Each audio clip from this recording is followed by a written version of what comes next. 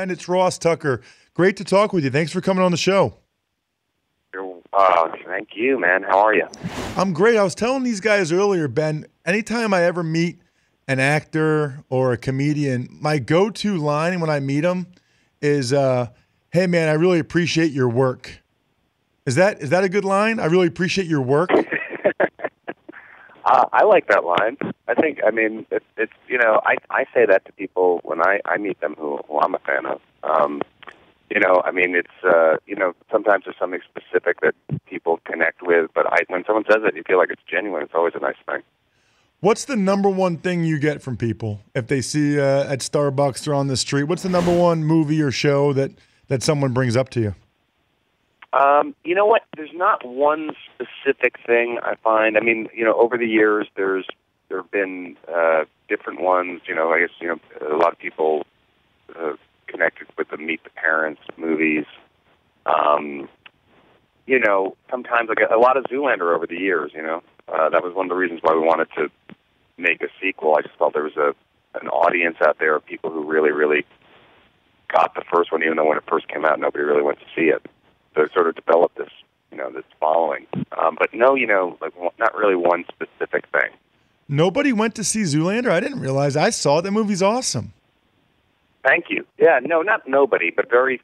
I'd say I wouldn't even call it a hit. It was sort of it did okay. We also came out a couple of weeks after September 11th. It was a weird time, and I think the movie was just kind of weird anyway. But then over the years, it sort of had this this DVD following that developed, and then DVD went away, and then somehow people, I guess, started streaming it, or however people watch movies nowadays. Yeah, really. I'm talking to Ben Stiller, writer, director, star of Zoolander 2, which opens tomorrow. Ben, I've always wondered, you've done a bunch of sequels. Is it usually fan-driven, or is it, the studio says, hey, look, people love this, we got to do another one, and you are sort of relenting, or is it the opposite, that you really want to do a second one and you've got to convince them to do it? It depends on the movie. I actually was saying this to the guys at Paramount, who made Zoolander. The first one, as I was saying, didn't really do that well. So it's easy to make a sequel to a movie like Transformers or something like that makes $1 gazillion. But when you're making a sequel to a movie that didn't really do that well the first time, it's more about feeling it from the fans of the movie, and then really trying.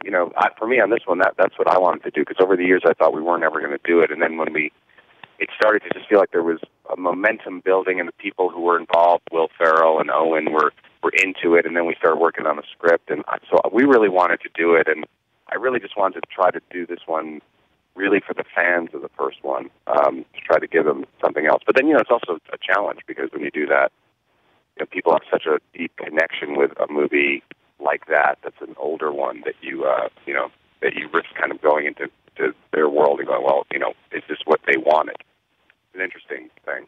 So did you write the first one too, Ben? I co-wrote it with a guy named Drake Sather and John Hamburg, and when we sort of had the same process on the second one.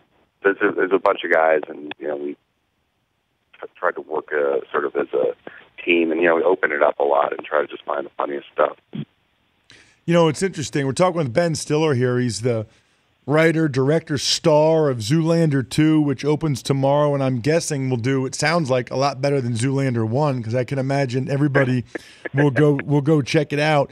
It's funny, Ben, because I don't know why, but my buddies and I, for years now, when we're out at a bar or we're somewhere and there's a guy in there that's really uniquely dressed or well-dressed, or a guy, he's a guy that just thinks he's awesome, right? He's got a lot of gel. Like, you can just tell this guy thinks he's awesome.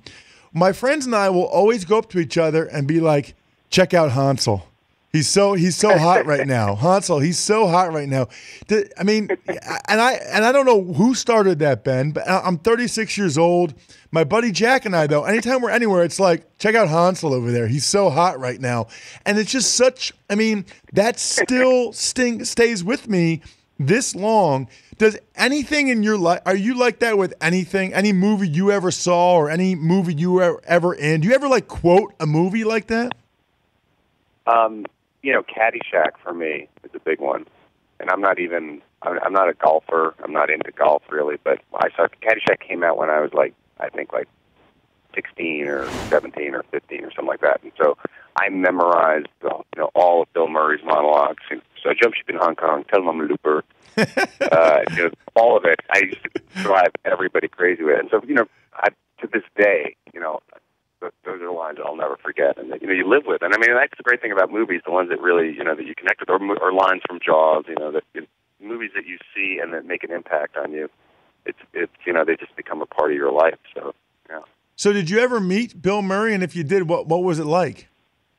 I did meet Bill Murray because we were in the movie together. Probably it was about 14 years ago, called Royal Tenenbaums, and we didn't have a lot to do together. But I did not tell him that I was a super fan. Like, I mean, I think because I just didn't want. But Gene Hackman was also in that movie, and I did tell Gene Hackman that I was a huge fan of the Poseidon Adventure, which was a movie that came out when I was a kid, and and he didn't seem that into it.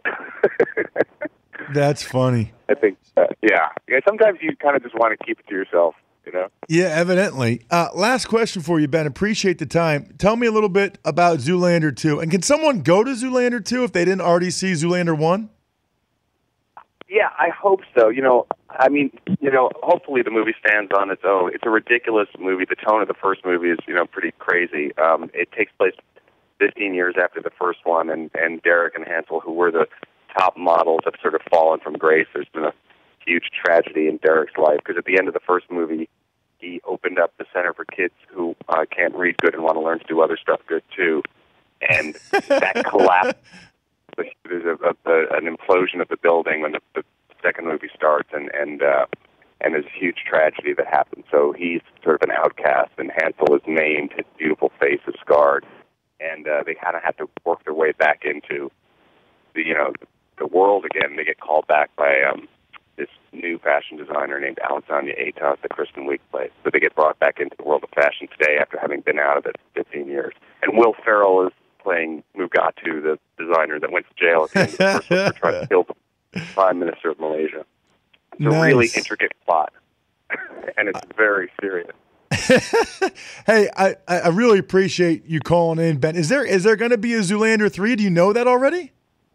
I don't know, and really we just focused on 2. It was so long coming, and 2 was 15 years, so like maybe in 2030 we'll consider it.